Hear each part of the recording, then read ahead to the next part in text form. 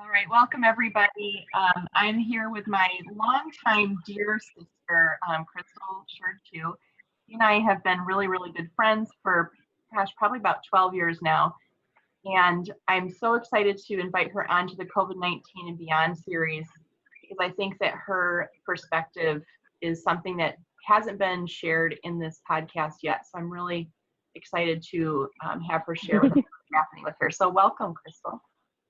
Thank you for having me. Thanks for coming in. Before we get started, I'd like to invite everybody to take a moment just to be present with this conversation and to let the rest of whatever's happening in your life drop to the background just for a few minutes so that we can take this in, be fully present to it, and see how it impacts our lives. So I invite you to come into your own body, in your own space, feeling how your body is connected to the surface that you're sitting or standing on. Feel how it supports you. Feel how the breath is moving in and out of your body. And take a moment just to scan through from the crown of your head to the soles of your feet, noticing what's there, but not really needing to do anything about it right now. Just be aware of it and then let it go. Let's take these next few minutes to be present to the situation. So right now we're in the middle of what seems to be the biggest cluster that we've ever experienced in our lives, perhaps maybe in 100 years. So between Black Lives Matter, global health pandemic with COVID-19, I'm really curious to hear, would you start by giving us a little bit of a background about what your professional roles are and where you are? It doesn't have to be specific, but just so people get an understanding of what you're bringing to the table. Sure. I am a band and choir director. I have also done elementary music. I have taught in 2 different school districts for a significant amount of time. I'm in year 16 maybe of teaching. So I spent 7 years at the first district, which is a small class D school in a very rural area. And now I've spent 8 years, going on 9, in another class C, a larger class C school, also very rural. Interesting now that I think about it, both of them were in counties that do not have a very major metropolitan area. I taught in Montcalm County, and I teach now in St. Joseph County. So there's not like a large urban area like Kalamazoo County touches us, and that's where I live. But there's no large urban area, even in the entire county where I work. Yeah, I teach, currently I'm teaching high school band and middle school band, the whole band program, and the vast majority of the choral program for 7th through 12th grade. There is another teacher. We have 2 music teachers in our district, and yeah, I've had 2.5, and in my previous employment, I was 1 of 2. So I've always been in a very small music department, if not my own boss, department head and your first year teacher, because there's nobody else.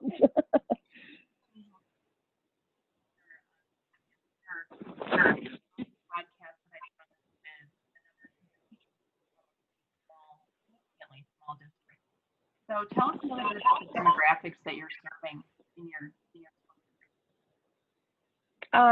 Sorry, I'm having a hard time hearing you. Demographics, right? Predominantly white, rural, lower class, Title I, lots of free and reduced lunch, lots of students who like to brag that I'll be the first one to graduate from high school in my family. I mean, we're not bragging about going to college, we're just bragging about graduating from high school. And a lot of my kids that do go into college are the first year, very conservative, Republican. You have to avoid Wednesday nights concerts because that's youth group night at the churches. I'm sorry if my other earbuds would help, but I don't know where to put it.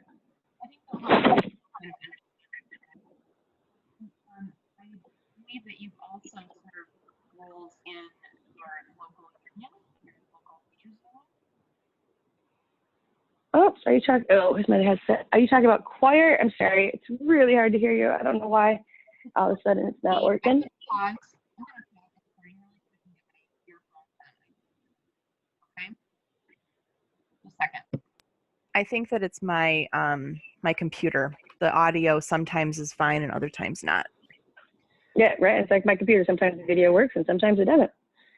So we've made some adjustments for sound, everybody. Thanks for your patience. So the next question I was curious about was you've served on your local teachers union board. Oh, so tell us a little bit about that. Yeah, I've been secretary for 4 or 5 years now. I've been secretary, and we've been.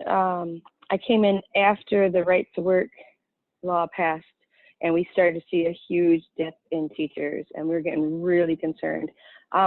Teaching in a small school district, a lot of times for administration, it feels like a stepping stone.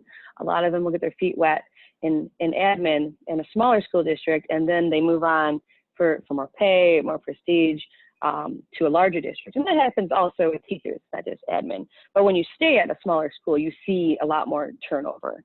I joked at one point that I had more administration in the time that I've taught there than years. And so we got really fearful when our union number is getting really low, because I can't even imagine a world where, you know, an individual teacher has to negotiate their pay at the same time that you're trying to complete a job that it almost requires you to butt heads with the bosses to do your job correctly, because that's your job, to advocate for your students over another teacher at another program. Like, these are my band kids, they need this, I need to advocate for this, knowing that, you know, in a bigger picture, that might be the best, maybe not the best choice at that point, but that's not my job. My job is to advocate for my kids, and that means you have to butt heads with your boss. And say, you know, it just, maybe more so I feel than in a traditional different type of job. So the union, I think, is even more important for teachers. And when our numbers started to drop, we worked really hard to organize and involve more. So I got involved. So I'm hoping that you'll give us a picture of some of the challenges that you're facing right now as you are trying to get band camp underway and looking ahead to the new school year, given everything that we're sitting with. Yeah, so there's the challenges that happen just anyways of being a small school, where there's less pool of children, so everyone does everything. And I know all directors are concerned about, and choir directors are concerned about their enrollment and stuff. But with band, you're trying to get them to come in before school starts, and we've had the same week of band camp, and like while we were talking, I got a text message from a parent, oh, we're gonna go on vacation that week. It's been the same week forever. Your kid's a senior, it's not like this is news, and it's your second kid. So there's those things that you have to work with, because kids also you have to be more careful about not scheduling over another activity, because and like in a larger school, like my daughter in a larger school, she does 1 or 2 things. That's it. They do them really well, and they go to the nth degree. Where in my school, my drum major is in band, is in choir, is in track, is in cross country, and plays basketball. Holy crap! And sometimes does a musical. I was like, that's a lot of stuff. So it's more of a balancing act. And with our current climate, we have less resources than a larger school. And yeah, we're just, I don't know how to put this. No one really knows what's happening anyways. And without the structure that comes with a larger district, I feel that a smaller district is often waiting for 1 or 2 people. I lost you. I don't have your visual. Oh, there you are. An incoming call came, sorry. Okay. So there's not like a clear pattern of, I don't know how to put this politically correct. A larger district is going to have more protocols to go through and to follow, and it's going to be easier. Like, you just have to do it this way. Where a smaller district is so used to 1 or 2 people doing their thing. And I don't feel in this environment that this is a time where I should just go off and do my own thing and say, it's easier to beg forgiveness than ask permission. And you're not getting a lot of guidance. Like there is no plans. Like I thought the last. Go ahead. I'm sorry. Go Oh, ahead. I was gonna say the I appreciate when admin is saying things like, well, I don't want to just make useless plans and then change them, but we're staring down less than a month before teachers start and we have no plans or unsupported random plans. I think that a lot of people are seeing that problem right now, that the leadership that we would normally look to is absent or silent. And the other day we were talking, and I thought you made a really poignant comment about how you are having to dig into making ethical decisions that you feel are not only best for you and your family, but your students' families. And, how will this affect mom and dad and brothers and sisters, but, grandmas and grandpas as well. And how far does that go? And, tell me a little bit about what that has been like for you. Yeah, it has been a real struggle. And I wonder if some of the dragging my feet this summer is due to that. I know my kids need to have an organized activity. My students, my kids I didn't actually birth.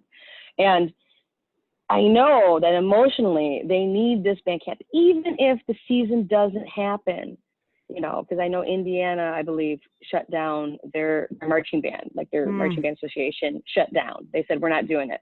And so even if going to competitions doesn't happen, and I've accepted that's not going to happen, I still feel they need us to, they need to come together. They need a band camp, whatever it looks like, even shorter.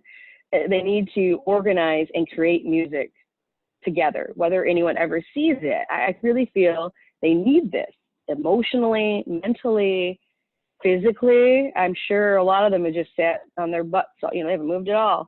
And that's important. And it's also important to the community that they have a band. It's important that, a small community puts a lot of their identity into their school. But just like when we had the mosquito scare last fall, I certainly don't think it's worth anyone's life. But is coming together outside in band camp, I mean, at what point, because you hear so many different reports on the science, I don't want a kid to get it and get sick, but there is very few counts of the disease in my county. Of course, I'm coming from a county with higher, and while I've been careful, it's like, so where is that line where if it's because, band camp could go fine and no one could get sick and children seem to be less likely. But what if someone does and I don't know it and they take it home and now mom or dad gets it or they give it to grandma? It's like, how far do I need to be concerned? Because at what point am I paralyzed then and like, well, then we can't do anything ever. We can't ever leave our houses. It all has to be, virtual. And after, months, and I've read on like pandemic fatigue, we just don't see the danger as much because our brains can't handle months on end of danger. And and as I said, I don't feel that anyone is giving me assurances or direction from leadership. And it has to really arrest you when, we're hearing stories about teachers in schools sending home waivers. If your kid gets sick and if somebody dies, you won't hold the school accountable. I mean, that changes the entire narrative of the conversation. Yeah, we have a waiver like that. I think a lot of schools have the same lawyers or law firms, and I think that was something that someone like that thought up. And because we have it for athletics because they started. So my admin's like, well, just have them fill out this, and it doesn't say if you die you won't, but it does say if you contract COVID-19 you won't hold the school responsible. And that is upsetting. I'm worried about that. How am I going to get that thing signed? I can't get the kids all signed. They're signing up for band slips. I got them to sign this thing. I don't think my drummers know how to sign their name. It's and we have to take temperatures, but we don't have adequate equipment to take temperatures. We have to ask them like a list of 5 questions, like, have you been out of the country in 2 years? Or in 2 months or weeks? I can't remember. Anyways, it's ridiculous. I got kids that haven't seen Lake Michigan. You want me to ask, have you been to France? What the heck? Which makes it harder for the kids to take it seriously. So it's just, you don't know. And how much do I need to hold myself morally and personally responsible? given What's the this, acceptable risk? exactly. So given this incredibly difficult situation that you're being placed in, and so many others are as well, what ways are you finding forward right now?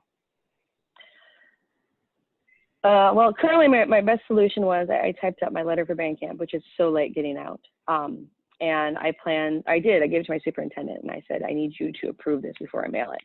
And he asked to add a couple things in there. One of them was social distancing.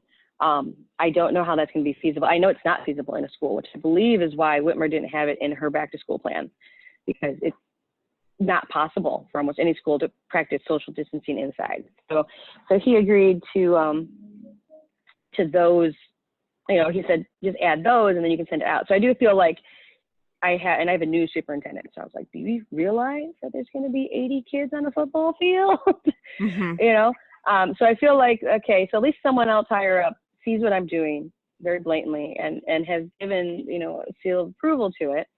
I'm going to be more understanding with students that don't come. So I'm concerned about the one that are just going on vacation. And take who's there. I have decided to approach this season, the marching season, as purely building. It's going to be like the biggest warm up ever for the 2021 marching season. I've told my drill writer, if you could think of every basic step that you want a kid to know, and I want you to take this super easy music. We went down 2 levels in music for 2 of our songs and went down 1 level in 1 song, and I'm only doing 3, not 4. If you could do all that, what would you write? It's like, well, it could look stupid. No one's going to see it. No one's going to see it.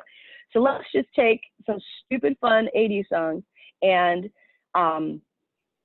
just write drill that is going to teach them things, and flat out, no performance pressure whatsoever. I mean, the whole band's going to practice, 8 to 5 and a flank all at once, because it'll be easier to teach them that and to judge it instead of just trying to shove basics into day 1 of band camp and never come back to it again because we have performance coming up. So that makes a lot of sense. Yeah, so that's the approach to marching band, because even if they do have local competitions, I'm not. That's where I'm not going. I don't feel safe dragging my kids 3 counties away on a bus to go to another school system with 10,000 people in the stands. So I'm like, well, that's my comfort zone. I'm not comfortable with that, so we're not going to do that. But I'll do a Friday night football game if we have them. That seems an acceptable risk. So I'm hearing you trying as much as you can to connect in with your leadership and make sure that you're in alignment, and also just setting some really practical standards for what you expect the kids to be able to achieve right now. And I love the return to like a foundation. Like this in some ways could really set your group up for greater success in years to come. Yeah, I'm hoping. I was worried about, like I said, I wasn't able to do sign-up sheets in the spring like I normally would, and I was worried about my enrollment, and I was pleasantly surprised. I recently took over the high school position last year. My numbers are actually just a couple higher this year than they were last year. I was at 75, the bare minimum. Yeah, I bought for 99. I was at 75 last year and I'm at 78 this year. So even though I was convinced that, my numbers were going to drop and everyone was going to give up on life, they wasn't as bad as I thought. The other thing, my color guard and drum line have started rehearsing. And the other thing that I've run into that concerns me now is, we always know the parents are a wild card, not so much the kids, it's the parents. I've only had 16 kids show up for these, because there's just my drum line and my color guard, and they're separate, groups of 8 each. But I've already run into, I will not wear a mask. My mother says I'm not allowed to wear a mask. And this is from a good kid. So I don't know, it gives me more pause for how the rest of this is going to turn out. When the small group that I've started with, subset, some aren't showing up, some are refusing to wear masks, some of them can't not run up to each other and give them a hug. Right. So then how do you plan for these types of things? Well, we're not allowed in buildings yet, so that the mask issue isn't really an issue. Instead, if it's an absolute emergency, you can go to the bathroom, but you have to wear a mask. And mom's like, well, I'll just make sure she pees before we leave. And practices are only 2 to 3 hours. Yeah. But you can see where this is going to be. Eventually, like in very short time, this is going to be a huge Yeah, issue. this is going to be a huge issue. And I've got other teachers that I've talked to that are like, there's those kids that refuse to even use a pencil or move from there. And they're going to flat out, what am I going to do? Put the mask on them for them? Do we have a room to sit the 20 butt heads? Yeah. Do we have a room to sit the 20 butt heads? And the parent that says, well, I'm not coming again because I'm not going to have to wear a mask. It's turned into, if you take out all political sides of it, which as a teacher, I feel, whatever my personal feelings are on the disease, when I'm sitting in a classroom with 80 kids, like I said, social distancing is impossible. So if we say it's okay to go back to school, then you're saying it's okay not socially distance, because it will be impossible. So knowing you as I do, you are the type of person who, has like the solution. But like, I feel like you, and I say that because I feel like you take on these issues and you think about them really deeply and completely, and then you're like, okay, this is the way we should move. So I'm really wondering about how you handle the stress and how you relieve stress from your life. Oh, Lord, I don't know. I don't sit still. You know that. I've been in the same seat now for, how long have you been on this call? And I'm already like, what are they doing over there? What's going on over there? Geez. I guess my new one for COVID is this, the Nintendo Switch game, Animal Crossing. That's wonderful. It is just mind-numbing. It never ends. There's no winning or losing, and it's just make your own little world. I think you've seen it. You've heard me talk about turnips. I said, Aaron's checking turnip prices, and I'm like, yeah, I bought it 99. What are they selling for? And I find way too much joy in that silly little game. But I like to do stuff around the house. I'm definitely a list doer. When we first went into lockdown, the first thing I thought of was, yes, this is a chance to clean the front closet. And I still have a list on the door. We made a whole list of like 30 things that now that we have the time, what can we do? Because it was at the height of everything. I had play season. It was right at the end of festival season. My husband is in the culinary arts, and it was right when he was getting ready for competition. We were at the busiest part of the school year, and all of a sudden we were told to stop. Yeah. And I'm like, it was like grinding halt whiplash. Like, what? So I like to take on projects. I like to clean. I like to organize. How can I improve my house? It has been more challenging because I'm also always planning my next trip, my next getaway, and activities, and that has been harder because you're not able to do as many things. Like you're not going to go out to the arcade or activities in the movie theater, things that we would normally do. I was looking at my memories in Facebook, and I always like to do stuff, and I saw one that said, we did the trifecta today, and it was last summer, and we went golfing, we went to a movie, and we went to the arcade. All in one day. In one day. We're gonna do everything today, and those are activities that I haven't done. And it's just not going to happen right now. I was thinking about like the numbers that we're seeing right now. I feel like even if government and leadership doesn't change anything about anything that's happening, I don't feel that I can go out to a lot of places safely because there are so many people that are refusing for whatever reason to not follow safety guidelines. So I feel like I still have to be in the same level of quarantine almost that I was in March and in April. Yeah, when you hear about, this restaurant closed down because an employee tested positive, the whole thing in that Lansing bar. Yep. 115 people later, like, holy moly. Yeah, it makes it harder to come up with activities. I do feel like I sleep a lot more than I used to. Is that a good thing? I mean, I'm probably catching up on 20 years of lost sleep, so it might be okay. I've often joked that I do that in the summer anyway, sleep more to catch up for what I lost during the school year. So, but it is stay up later, sleep in longer.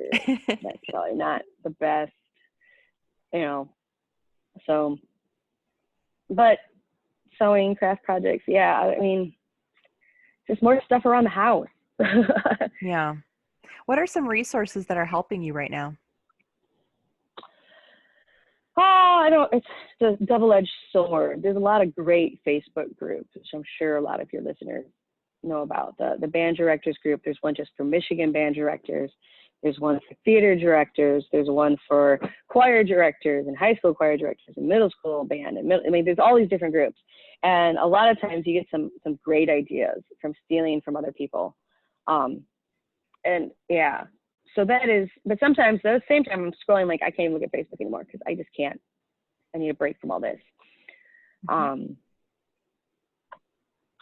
So yeah, aside from, are you finding my that own brain?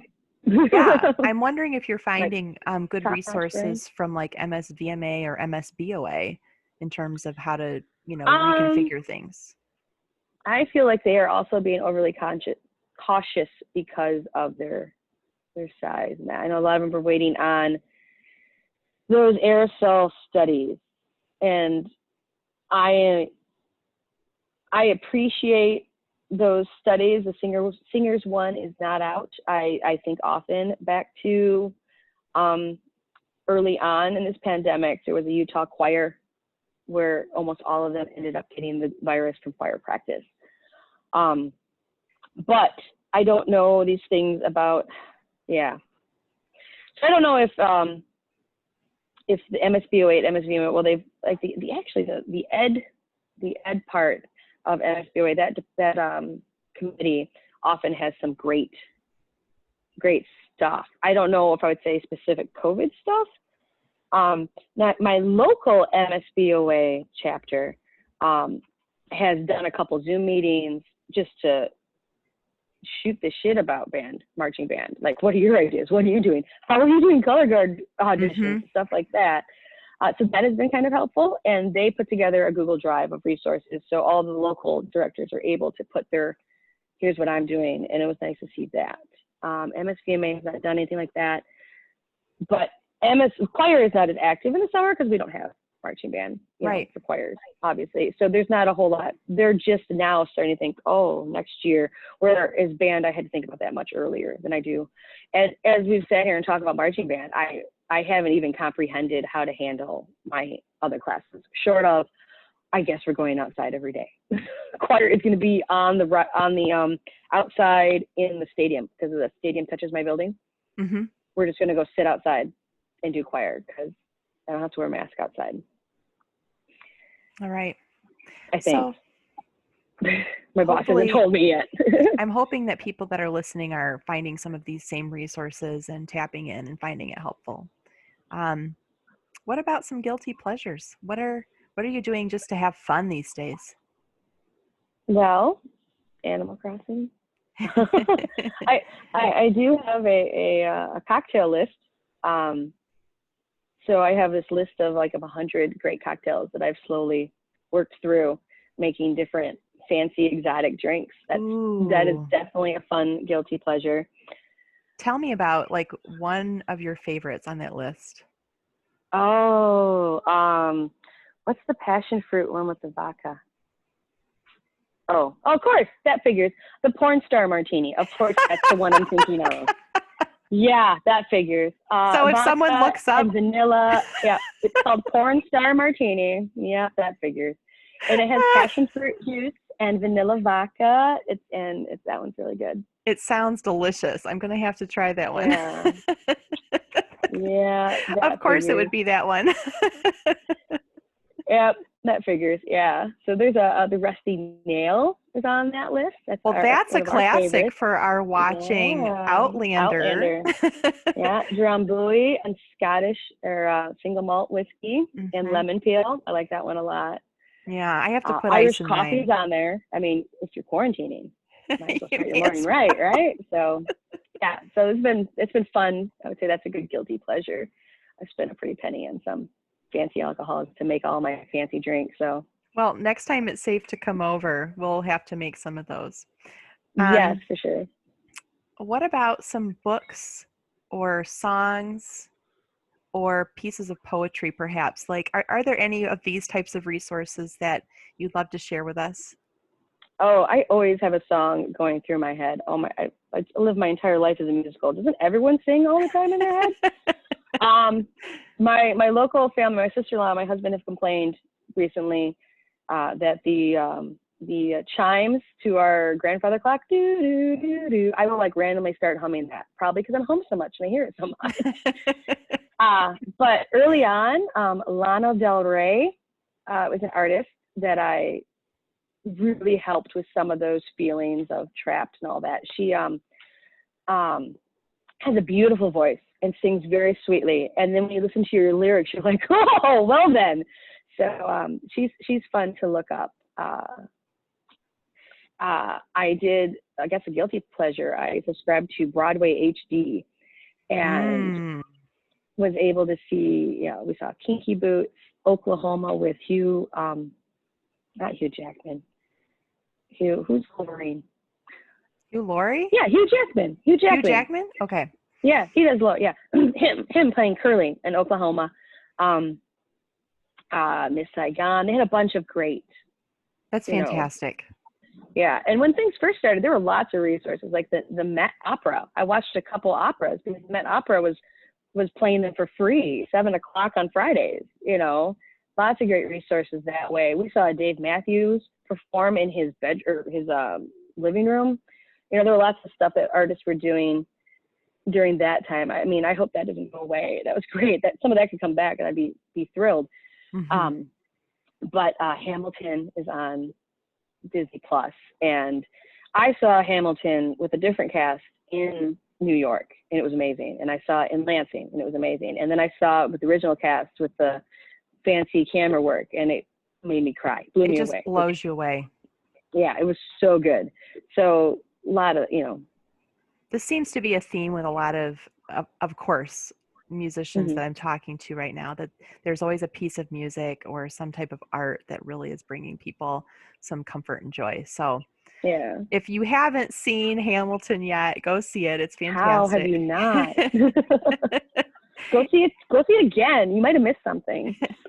It's been really wonderful. So thank you so much for taking this time out of your day to make us laugh a little bit and lighten our mood and sort of share a little bit of reality too about what you're dealing with. I think that'll be greatly appreciated. So I'm gonna say goodbye to everybody. Thank you, Crystal. Thank you to everybody watching, and we'll catch you soon.